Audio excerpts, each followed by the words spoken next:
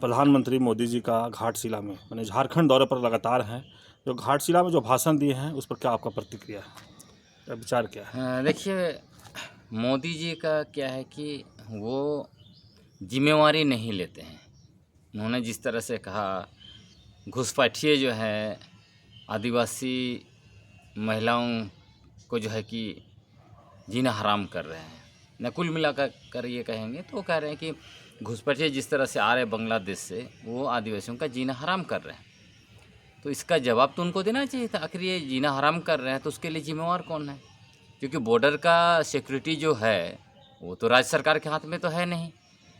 Border का security का जिम्मा तो केंद्र सरकार के हाथ में है। और उनके जो मंत्री भी हैं राजनाथ सिंह, है ना, तो उनसे उनको पूछना चाहिए, उनको खुद जवाब देना चाहिए। अब ये भी सोचना पड़ेगा लोगों को कि जब ये लोग सत्ता में नहीं थे तब मुंह फाड़ फाड़ के कहते थे भाजपा वाले कि जब हम सत्ता में आएंगे तो जितने भी बांग्लादेशी घुसपैठिए है सबको जो है कि देश से पकड़ पकड़ के जो है कि बाहर फेंक देंगे। अब 10 साल तो इनकी हो गई सत्ता में, शासन में, उसके बाद भी अभी जो है कि किसी और पर आरोप लगा रहे हैं। आपको याद होगा जब 2014 में आए थे तब एक संघी जो कायद थे विनोद राय, उनके द्वारा एक फर्जी रिपोर्ट बनाया गया ये जो 2G घोटाला को लेकर। और इन्होंने पूरा जो कि यूपीए सरकार खासकर कांग्रेस को भ्रष्ट पार्टी बताया देश भर में। और वही बोल के जो ये सत्ता में आए। जब 2019 में चुनाव हुआ तब वो क्या बोले, सभी समस्याओं के लिए नेहरू जिम्मेवार हैं। अब अभी जो है कि 24 में जो है उसमें जो राज्य सरकारों को जिम्मेवार बता रहे हैं। भाई आखिर आप कर क्या रहे हैं 10 साल से? लोगों को जवाब उनको देना चाहिए। पुलवामा में 300 किलो RDX कहाँ से आया? आपके पास NIA है, उसके साथ साथ सारे जांच एजेंसियां हैं जिसको आप जहीं कहीं भी भेज देते हैं। ये लोग क्यों नहीं बता पाए RDX कहाँ से आया? अब अभी मैं सुन रहा हूँ कि माननीय अमित शाह जी, गृह मंत्री अमित शाह जी, वो कह रहे हैं कि मोदी जी के तीसरे कार्यकाल में POK जो है, मतलब पाकिस्तान अधिकृत कश्मीर जो है, उसको हम भारत का हिस्सा बना देंगे। कल योगी जी ने क्रांतिकारी भाषण दिया, कहा मोदी जी को सत्ता में आने दीजिए, तीसरा कार्यकाल में सिर्फ 6 महीना के अंदर POK भारत का हिस्सा होगा। बाप रे बाप, क्या क्रांतिकारी भाषण ये लोग देते हैं। मोदी जी जिस तरह से 2014 में क्रांतिकारी भाषण दिया था, मैं जानता हूँ भाइयों बहनों, काला धन कहाँ है मैं जानता हूँ, मुझे 100 दिन का समय दीजिए, मैं सत्ता में आऊँगा, जो कानून बनाना पड़ेगा कानून बनाऊंगा, जो कानून बदलाव करना पड़ेगा उसमें संशोधन करूंगा, जो करना पड़ेगा करूंगा, लेकिन स्विस बैंक का सारा काला धन लाऊंगा और एक एक व्यक्ति को 15-20 लाख रुपए यूं ही दे दूंगा। क्या हुआ उसका भाई? वो क्रांतिकारी भाषण कहाँ चला गया? तो अभी सारे लोग 2 तरीके से मोदी जी को जानते हैं। या तो उनको बोलते हैं जुमलेबाज हैं, देश के सबसे झूठे प्रधानमंत्री हैं, या लोग दूसरे तरीके से मज़ा लेते हैं, चलो मज़ा ले लिया जाए, उसका कोई मतलब नहीं उनके भाषण का। ये हो रहा है। लेकिन जो चुनाव है 2024 का चुनाव जो है, तो अगर देखा जाए इंडिया जो लोग हैं तो मोदी जी पर ही लड़ रहे हैं। हाँ देखिए, वो तो उसी पर लड़ेंगे कि उन्होंने कुछ काम नहीं किया। मैं पहले भी बोल चुका हूँ कि इस बार बीजेपी के सारे MP जो चुनाव लड़ रहे हैं वो फंस चुके हैं। मोदी लहर में निकल गए थे 19 में, 14 में, 19 में। इस बार लहर जो है कि फुस हो गई। अब उनको जनता सवाल पूछ रही है, कुछ बोल नहीं पा रहे हैं। तो यहाँ पे देखिए, जिस तरह से 4 सीट में चुनाव हुआ उसमें 3 जो है कि उसमें भी भाजपा जो है कि साफ है, एक में 50-50 चल रहा है। तो अभी जो है कि चुनाव होना है, कल भी 3 में चुनाव होना है। उसके बाद संथाल परगना का उनका जो खासकर 2 सीट पर नज़र है, दुमका और जो है कि राजमहल। लेकिन दोनों सीट में देखिए जिस तरह से JMM और इंडिया गठबंधन के पक्ष में हुजूम उमड़ रहा है, तो इसी को ध्यान में रखते हुए जो है कि घुसपैठिए वगैरह वगैरह का बात कर रहे हैं। मैं तो कहता हूँ कि ये घुसपैठिए की बात मोदी जी को बेकार में नहीं बात करना चाहिए। इसलिए नहीं करना चाहिए, अभी देखिए अडानी का उन्होंने प्रोजेक्ट लगवाया गोड्डा में, आदिवासियों की ज़मीन में वहाँ जो धान का फसल था वहाँ पे बुलडोज़र चलवाया। उसके बाद अडानी के लिए नियम बदला और अडानी को 100% बिजली बांग्लादेश को बेचने का अधिकार दे दिया। मतलब ये काम कर रहे हैं अडानी के फ़ायदा के लिए और विकास करवा रहे हैं बांग्लादेश में। तो यहाँ पे बांग्लादेशी घुसपैठियों का यहाँ पे जुमला दे के हम लोग को बेवकूफ़ बनाने का मोदी जी काम ना करें। लोग जानते हैं उनकी सच्चाई, उनसे आप कुछ नहीं होने वाला है। आप वो 74 साल के हो गए हैं, अब उनको आराम करना चाहिए। और वो भी विडम्बना देखिए, उड़ीसा जाते हैं तो जेपी नड्डा जी कह रहे हैं कि नवीन पटनायक को आप आराम करने की ज़रूरत है। उनको आराम करने की ज़रूरत है और मोदी जी को आराम करने की ज़रूरत नहीं है। और इन्होंने 18 घंटा काम करके देश का बेड़ा गर्क कर दिया। अब देखिए, ग्लोबल हंगर इंडेक्स में देश 2014 में 55वां स्थान में था, अभी बढ़ के 111 स्थान में पहुंच गया। मतलब भुखमरी का स्तर इतना पहुंच गया। गरीबी 36 करोड़ गरीब हुआ करते थे 2014 में, वो बढ़ के 80 करोड़ हो गए हैं, जिसको जो है कि 5 किलो अनाज देना पड़ रहा है। कर्ज देश में 55 लाख करोड़ था 2014 में, अभी 205 लाख करोड़ रुपया हो गया। मतलब मोदी जी अकेले देश में 173 लाख करोड़ रुपया लाद दिए कर्ज। मतलब कहाँ लेके चले गए देश को, आप समझ लीजिए। तो ये तो विकास हो रहा है, लेकिन चूँकि मीडिया जिसको वॉचडॉग की भूमिका में रहना चाहिए था, वो गोदी में बैठ गई। तो देश का जो स्थिति है, देश जिस तरह से गर्त में जा रहा है, लोगों की हालत जिस तरह से ख़राब है, बेरोज़गारी इतना ज़्यादा है। 2014 में 5 में था, अभी वो बढ़ के 8 में पहुंच गया है। तो इस हालत के लिए मैं सोचता हूं मोदी जी जिम्मेवार हैं ही हैं, उससे ज़्यादा जिम्मेवार मीडिया है, जिसने देश को अंधेरा में रखा। उन्होंने सच्चाई नहीं बताया लोगों को। देश के 140 करोड़ लोगों को मीडिया ने सच्चाई नहीं बताया, इसलिए सबसे ज़्यादा जिम्मेवारी वो है। और आज की तारीख में भी देखिए, जब मोदी लहर फुस हो चुका है, यही मीडिया कोशिश कर रहा है उलूल जुलूल खबर दे के, छोटा मोटा भीड़ 5000 का भीड़ को बोलता है जनसैलाब उमड़ पड़ रहा है मोदी जी के पक्ष में, अमित शाह जी के पक्ष में, ये बोल के भ्रम में आज भी डालने की कोशिश कर रही है मीडिया। मुझे लगता है आने वाले समय में जिस तरह से देश में आप देख रहे हैं मीडिया की हालत, एक तरफ बीजेपी के नेताओं को लोग भगा रहे हैं, तो दूसरी तरफ मीडिया के लोगों को भी भगा रहे हैं। उनका भी इंडेक्स देख लीजिए, कहाँ से कहाँ फ्रीडम इंडेक्स में मीडिया चला गया है। तो कुल मिलाकर देश की स्थिति बहुत बुरी है। मुझे लगता है इस बार का जो लड़ाई है, मोदी बनाम भाजपा बनाम या एनडीए बनाम विपक्ष कांग्रेस या फिर इंडिया अलायंस, ये नहीं है। इस बार मोदी बनाम भाजपा बनाम देश की 140 करोड़ जनता है। इसलिए मुझे विश्वास है कि जनता सब कुछ बचा लेगी। घाटशिला क्यों उनको सफा करना पड़ा? जमशेदपुर अगर लोकसभा सीट की बात करें तो सफा क्यों करना पड़ा उनको? देखिए, जमशेदपुर उनका गढ़ माना जाता था। अभी जमशेदपुर में जिस तरह से जनसैलाब उमड़ रहा है इंडिया गठबंधन के पक्ष में, आप देख ही रहे हैं, तो सभा तो उनको करना ही पड़ेगा। वो कोशिश कर रहे हैं कि चलो मोदी लहर नहीं है, फिर भी थोड़ा सा ठहरा हुआ पानी में पत्थर डालने की कोशिश करते हैं, कहीं कुछ हो जाए, तो कोशिश में वो जुटे हुए हैं। लेकिन जनता जान रही है, इसलिए देखिए इसे कुछ हो नहीं रहा है।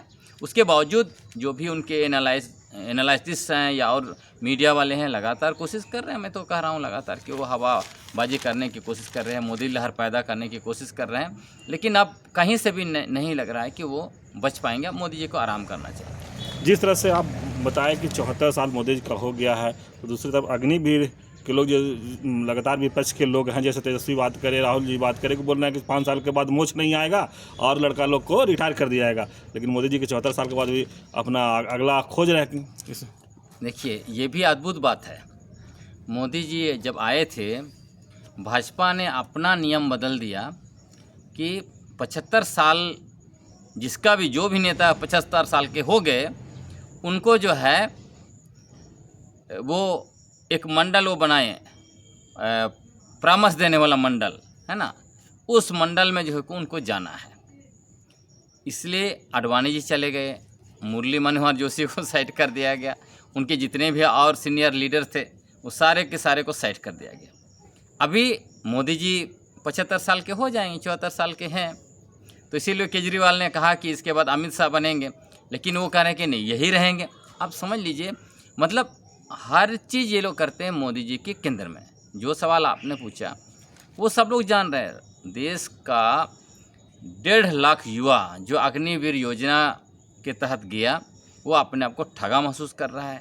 और यह भी शर्मनाक है कि एक युवा 24 साल में रिटायर हो रहा है इस देश में, और एक व्यक्ति 74 साल में भी वो देश का प्रधानमंत्री बनने का सपना देख रहा है। तो अब तो जनता को तय करना, और जनता तय कर रही है, दिख रहा है। जिस तरह से यूपी में आप देखिए जितना जनसैलाब उमड़ रहा है राहुल गांधी, अखिलेश यादव और प्रियंका गांधी वगैरह के पक्ष में, तो मुझे लगता है इस बार वो वोट में तब्दील होगा। अगर ऐसे होता है तो विजय तय है।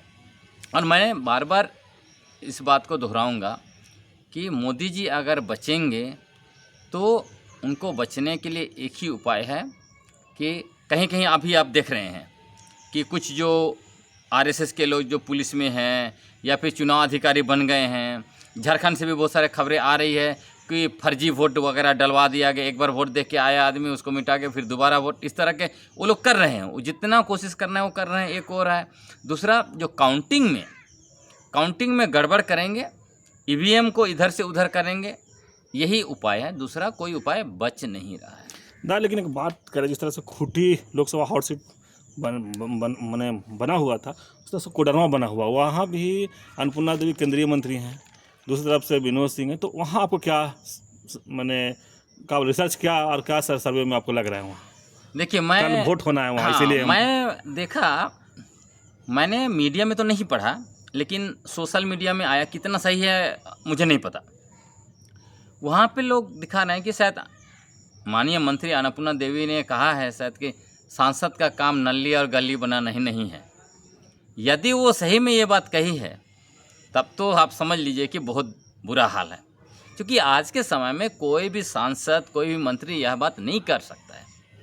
ये पहले कह सकते थे जब एमपी लैंड फंड जो है, मतलब सांसद स्थानीय विकास निधि कोष नहीं था, तब वो कह सकते थे। अभी जो है सांसद की 3 भूमिका है। एक भूमिका है वो मुद्दों को उठाना, दूसरी भूमिका है नीति निर्धारण करवाना, तीसरी भूमिका उनकी है वो है एमपी लैंड फंड से अपने क्षेत्र का विकास करना। तो इसीलिए शायद भीड़ उनके पक्ष में नहीं जा रही है। भीड़ तो बहुत, मैंने 3 बड़ी सभाएं देखी, खासकर विनोद सिंह जी और इंडिया गठबंधन की जो कोडरमा क्षेत्र में हुए, सारे सभाओं में जनसैलाब है।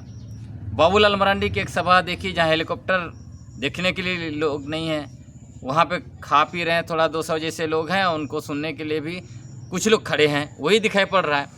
तो इस बार तो कोडरमा साफ है, उसमें इफ बट कहीं से भी नहीं है। फिर आज एक खबर देख रहे थे कि अरविंद केजरीवाल अपने पूरे विधायक के लेकर के बीजेपी कार्यालय गए हैं गिरफ्तारी देने, इस पर आपका क्या मन है? यही दिख रहा है देश में, मतलब जिस तरह से एक महिला को लेके बीजेपी जो है कि उसको बहुत राष्ट्रीय मुद्दा बना रहे हैं, है ना, बीजेपी वाले। यही लोग चुप कहाँ थे? आप जो अभी कर्नाटका वाला मामला जो आया, जो सांसद भाग गया था, उस पर कोई मुंह नहीं खोल रहे थे। जब जो मेडल लेके आई, है ना, हमारे चैम्पियंस, उतना लंबा समय तक वो लोग बैठे रहे न्याय मांगने के लिए, तब भी कोई मुंह नहीं खुला। आप देखिए मणिपुर में आदिवासी महिलाओं को नंगा घुमाया गया, बलात्कार किया गया, तब इनका मुंह नहीं खुला। तो ये तो बहुत स्पष्ट है, और बहुत सारे केसेस है जिसको मैं रेफ़र नहीं कर रहा हूँ, लेकिन ये बड़े बड़े जो मामले हैं उस पर मैं बोल रहा हूँ। और उसमें भी देखिए इतना दिन तक ब्रिजभूषण जी को लेके इतना गंभीर आरोप लगा, अभी कोर्ट भी कह रहा है कि ये आरोप जो है कि सही है। कभी दिल्ली पुलिस ने उनको गिरफ्तार किया, अभी देखिए केजरीवाल के जो पीए हैं इमीडिएट उनको गिरफ्तार कर लिया गया। तो इसी तरह के भ्रष्टाचार के मामले में भी, तथाकथित भ्रष्टाचार के मामले में भी देखिए, जब विपक्षी पार्टियों का कुछ होता है तुरंत उनको गिरफ्तारी हो जाती है, उनको जो है कि जेल से बाहर नहीं आने दिया जाता है। सब तो जनता सब चीज़ को देख रही है, और वो गए हैं। तो देखिए ये बहादुर लोग, अब जो आदमी व्यक्ति जेल से बाहर आ जाता है ना, फिर उसको किसी चीज़ की डर नहीं लगती, तो व्यक्ति उतना दिन जेल में रहा। संजय सिंह जेल में रहे, अभी देखिए हेमंत सोरेन बीच बीच में आ जाते हैं, उसका कितना पॉजिटिव इम्पैक्ट पड़ रहा है। और हेमंत सोरेन में जेल में जाना और बाहर निकालना, एक कल्पना सोरेन जैसा एक जो है कि स्टार लीडर पैदा कर दिया। तो आप समझ रहे हैं कि सारे चीज़ें एक तरह से, आप देखिए ना, कभी ऐसा होता है जीवन में कि कुछ ऐसा वक्त आता है जब आपके पक्ष में सारे चीज़ें नकारात्मक तरीके से नेगेटिव चले जाते हैं, कुछ समय में सारे चीज़ अच्छे होते हैं। तो 2014 और 2019 तक मोदी जी और भाजपा वालों के लिए सब कुछ अच्छे हो रहे थे। अभी उस समय में देखिएगा तो राहुल गांधी और कांग्रेस वालों के लिए सब कुछ बुरा हो रहा था। 2024 में बीजेपी और मोदी जी उनके लिए सब कुछ बुरा हो रहा है और कांग्रेस और इंडिया गठबंधन वालों के लिए सब कुछ अच्छा हो रहा है। चलिए परिचय को Gladson Dungdung, activist, writer. Gladson Dungdung activist और लेखक क्या बात सुने, जो झारखंड में लगातार जो प्रधानमंत्री मोदी जी का, अमित शाह का, मतलब तमाम जो बीजेपी के बड़े लीडर हैं उनका भी दौरा हो रहा है। आज घाटशिला में, जमशेदपुर के घाटशिला में जो बोले उस पर भी बात रखे, तमाम तरह के बात रखे। अगर वीडियो आप देखेंगे, खबर को देखेंगे तो समझ में आएगा कि ग्लेडसन डुंगडुंग जो है एक अच्छे लेखक, अच्छे सोच के साथ क्या बताना चाह रहे हैं पब्लिक को। और इस तरह खबर को देखने के लिए आप झारखंड से खबर से जुड़े रहिए। जोहार, नमस्कार।